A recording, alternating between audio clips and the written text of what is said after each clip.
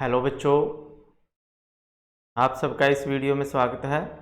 आज मैं आपके लिए लेके आया हूँ ऐसी वीडियो जिसमें मैं आपको कराऊंगा क्लास 6 गणित और अध्याय इसमें तीसरा रहेगा प्रश्नावली 3.4 हम करेंगे।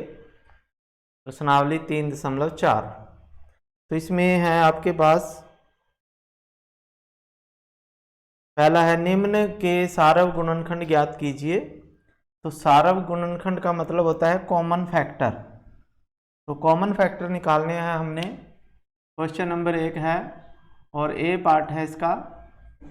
तो इसके जैसे 20 और 28, 20 और 28 के हमने सारव गुणनखंड निकालने हैं। तो हमने पहले गुणनखंड करने हैं, इनके गुणनखंड हमें करने आते हैं। फैक्टर कैसे निकालते हैं, जैसे 20 के फैक्टर होंगे, जैसे 1 तो सबका फैक्टर होता है, फिर 2 के टेबल पे आता है 20, 3 के पे नहीं आता, 4 के में आता है, 4 के पहाड़ी में आता है, 5 के पहाड़ी में आता है, फिर 6, 7, 8 इनमें नहीं आएगा, 10 के में आएगा।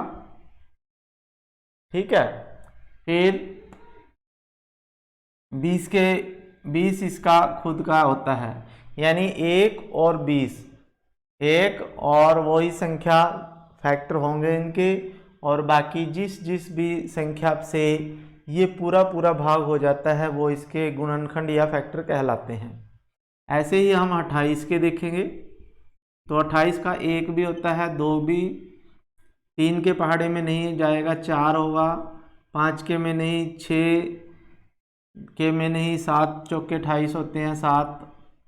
ठीक है, और फिर 8 पे नहीं, 9 पे नहीं, 10 पे नहीं, तो ये कितने पे जाएगा, 14 दूनी 28 होते हैं, और फिर एक 28 ही होगा। ठीक है, तो अब 20 के हमने ये गुणनखंड लिख लिए, 28 के गुणनखंड लिख लिए।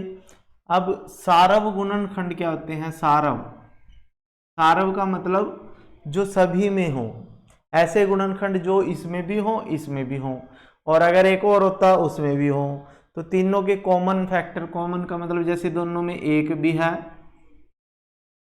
2 भी है दोनों में, 4 है दोनों में, और कोई नहीं है, तो इनके सारव गुणनखंड क्या आ जाएंगे? सारव गुणनखंड। तो सारव गुणनखंड इसके आ जाएंगे 1, 2, 4, 1, 2, 4। तो ये इसके सारव गुणनखंड आ गए हैं 20 के और 28 के। ठीक है, तो इस तरह से आपने करने हैं, पहले इनके गुणनखंड करने हैं, फिर दोनों में कॉमन देखने हैं। ऐसे ही इसका बी पार्ट है, जैसे 15 और 25 के, किस किस के? 15 और 25 के। तो 15 के और 25 के सार्व गुणनखंड क्या आएंगे? 15 के गुणनखंड होते हैं 1, 3, 5 और 15 ही होंगे आगे। और 25 के गुणनखंड क्या आएंगे? 1, 5 और 25 ही होगा। ठीक है, तो अब इन दोनों में सार्व गुणनखंड क्या है? 1 है दोनों में, और दोनों में 5 है। तो इनके सार्व गुणनखंड क्या आ जाएंगे? 15 और 25 के सारे गुणनखंड आ जाएंगे 1,5। ठीक है, तो ये आपका आंसर आ जाएगा। तो इसी तरह से आपने 35 और 50 के, 56 और 120 के करने हैं, तो ये आप खुद करेंगे। ठीक है, तो इनके गुणनखंड करने आने चाहिए, और इनमें दोनों में जो कॉमन होंगे वो सारा गुणनखंड कहलाते हैं। तो जैसे मैं डी पार्ट कर लेता हूँ इसका, डी पार्ट। तो 56 के गुणनखंड करेंगे पहले। 56 के 1 होगा, 2 होगा, 3 नहीं होगा, 4, 14 चौके 56 होते हैं, 4 भी हो जाएगा, फिर 5 नहीं होगा, 6, 7 8 56 होते हैं, 7 भी होगा, 8 भी हो गए। ठीक है, और फिर आइएगा 14 चौके 56 होते हैं, 14 आएगा उसके बाद, फिर 28 और फिर 56। ठीक है, फिर ऐसे ही आपके पास 120 के फैक्टर हमने करने हैं, 120 के गुणनखंड करने हैं। तो 1 2 3 4 5 120 के होते हैं। ठीक है, तो 6 भी होंगे इसके फैक्टर, 7 नहीं होंगे, 8 15 8 120 होते हैं, 8 भी होगा, 9 नहीं होगा, 10 होगा, 11 नहीं होगा, 12 होगा। ठीक है, 12 के बाद 12 से भी पूरा पूरा भाग हो जाता है ये। फिर 13 नहीं होगा, 14 नहीं होगा, 15 होगा, 15। ठीक है, फिर उसके बाद कितना आएगा, 20 होगा, 15 8 120 और हाँ फिर 20 आएगा। फिर है 5 दूनी 10 और 5 चौके 20, 24 आ जाएगा। ठीक है, फिर उसके बाद 30 आएगा, फिर उसके बाद 40 आएगा, फिर उसके बाद 60 आएगा और 120। तो ये 120 के सारे फैक्टर हैं। तो इनके सारा गुणनखंड देख लेते हैं। 1 दोनों में है, 2 भी दोनों में है, 4 भी है, 8 भी है और नहीं है। तो इनके सारा गुणनखंड 1 2 4 8। तो ये इसके सारा गुणनखंड बन जाएंगे 56 और 120 के। तो ऐसे ही आपने सी पार्ट कर लेना है, आपके लिए छोड़ता हूँ। फिर दूसरे में है, दूसरा क्वेश्चन है जो,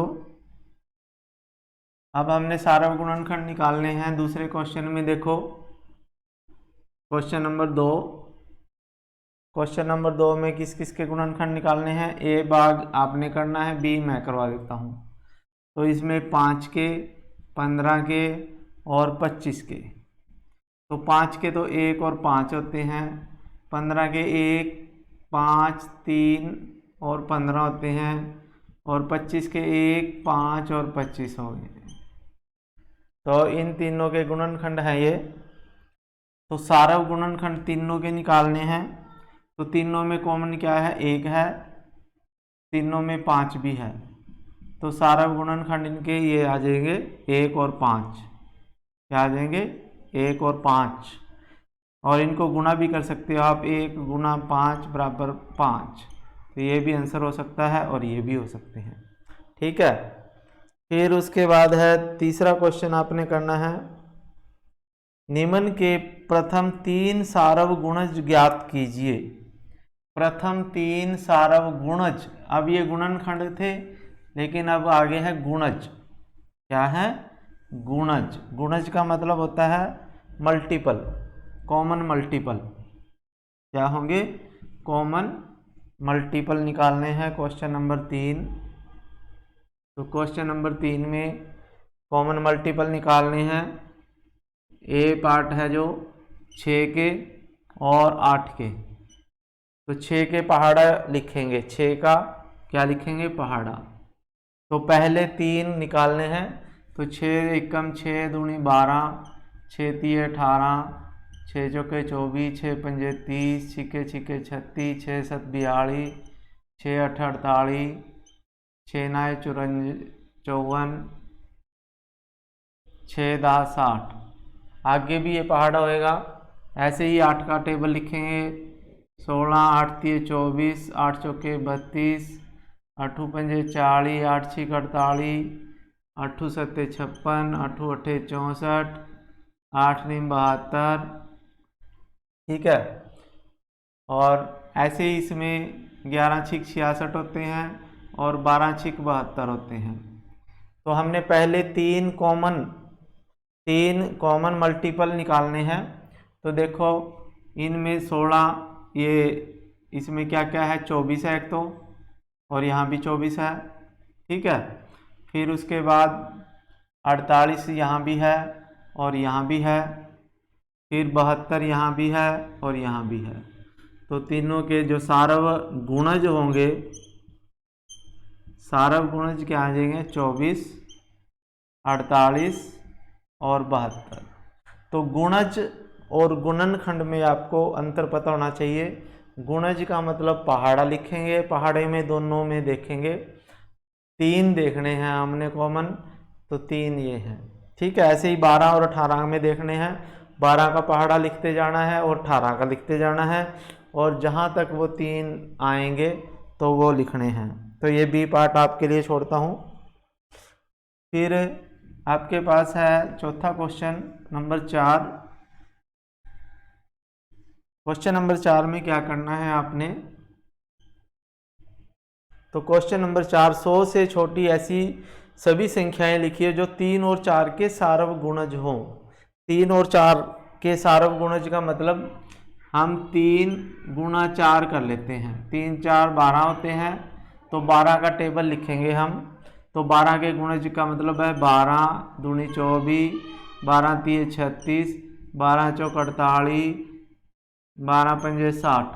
तो ये है 3 और 4 के सारव गुणज हैं ये, यानी 12 जो है 3 के पहाड़े में भी आता है, 4 के में भी, 24 3 और 4 दोनों के पहाड़े में आता है, 25 भी। तो जो जैसे 3 और 4, 5 6 7 8 इस तरह की संख्याएं होती है ना, अगर उनका दोवां का इकट्ठा सारव गुणज कहे तो दोनों को गुणा करो, 12 आ जाएगी, 12 का पहाड़ा लिखो। तो 100 से छोटे लिखने हैं ये, तो 100 से छोटा पहाड़ा लिखेंगे, तो 12 का टेबल लिखते जाएंगे, 12 छिक 72, 12 सत 84, 12 अट्ठे 96, 12 निमे 108। अब हमने लिखना है 100 से छोटा, यानी 96 तक लिखेंगे हम, ठीक है। तो इसके सारव 3 और 4 के, 3 और 4 के सारव गुणज, तो 3 और 4 के सारव गुणज क्या हो जाएंगे, ये हो जाएंगे सारे यहाँ तक, ठीक है। 12 का पहाड़ा 96 तक होगा, 12 अट्ठे 96 तक पूरा पहाड़ा लिखेंगे, तो ये इसका आंसर आ जाएगा, ठीक है बच्चों। फिर उसके बाद है आपके पास क्वेश्चन नंबर 5। निम्न में कौन सी संख्याएं सह अभाज्य हैं। सह अभाज्य संख्याएं का मतलब होता है को प्राइम। को प्राइम इंग्लिश में बोलते हैं सह अभाज्य, यानी जिनमें कोई भी कॉमन फैक्टर ना हो, एक को छोड़ के। तो 5वें का आपके पास जो क्वेश्चन है, तो 5वें का मैं करूँगा आपके पास, इनमें बताना है। जैसे ए पार्ट है आपका 18 और 35, तो 18 के फैक्टर लिखने हैं 35 के, तो 18 के 1 2 3 छिके 18 होते हैं और 6 आएंगे, ठीक है, 9 आएगा और 18 आएगा। तो इसके फैक्टर लिख लिए हैं हमने, गुणनखंड लिख लिए 18 के और 35 के लिखेंगे। 1 5 सत्ते 35, 7 और 35। अब देखो इसमें और इसमें दोनों में सारव गुणनखंड कौन से हैं, एक है और कोई सा इसमें नहीं है, ठीक है। तो अब क्योंकि 18 और 35, 18 और 35 का सारव गुणनखंड, 35 और 18 का सारव गुणनखंड कितना है, 1 है। तो जिन संख्याओं का सारव गुणनखंड 1 होता है, यानी 1 से अलावा कोई और ना हो, तो वो होती हैं सह अभाज्य संख्याएं। इसलिए 18 और 35 सह अभाज्य संख्याएं हैं, ठीक है। तो जिस भी क्वेश्चन में जिन संख्याओं में कॉमन फैक्टर केवल 1 हो, बाकी कोई ना हो, तो वो सह अभाज्य संख्याएं कहलाती हैं। तो 18 और 35 सहअभाज्य हैं। ऐसे ही 15 और 37 भी हो जाएंगी। और 30 और 445 15 को देखना है आपने, ये नहीं होंगी क्योंकि इनमें 5 तो कम से कम हो जाएगा एक कॉमन। और 17 और 68, 17 चौके 68, तो 17 और 68 में 17 कॉमन होता है तो वो भी नहीं होंगी। 216 और 215 सह अभाज्य संख्याएं होंगी क्योंकि इनमें केवल एक ही फैक्टर होगा।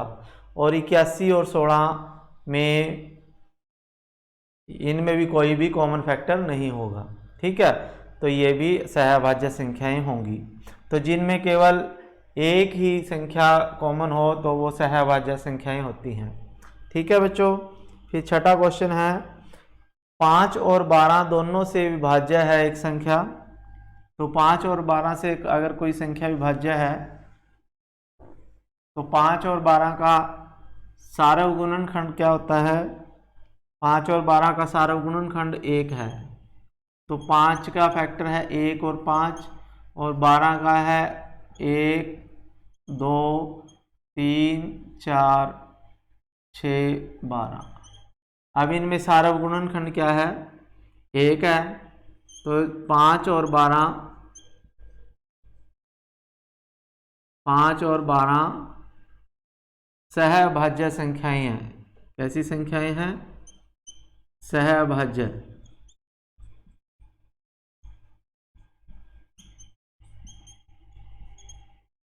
तो अब ये कह रहा है कि एक संख्या है जो 5 और 12 दोनों से भाग हो जाती है।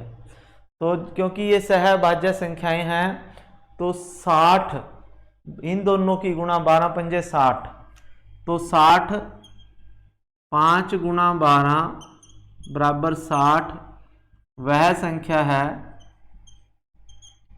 जो 5 और 12 से भाग होती है। ठीक है, तो इससे अलग और कौन सी संख्या है वो कि जो 60